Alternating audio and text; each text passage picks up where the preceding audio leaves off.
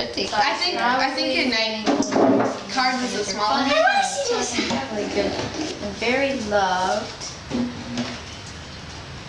Can I see the piece? Oh, So maybe that's the most. Just give me the piece of paper. I want to read it before you.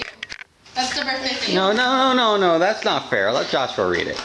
Okay, Joshua, read it out loud. I already know what it is. thanks, Dad.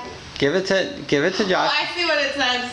I'm sorry. You do not. I read through the paper. What? Joey, don't open it. What? It's a poem. I wrote you a poem. Roses are red, buds are blue, sand, some phones are nice, and what?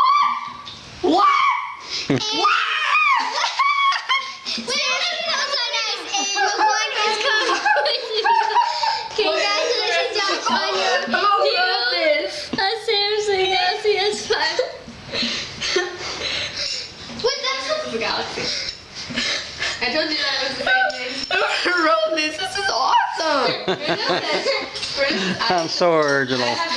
His voice. So it's on its way. I'm sorry that it didn't make it here in time for your birthday, but it has been ordered and it's on its way. When is it coming?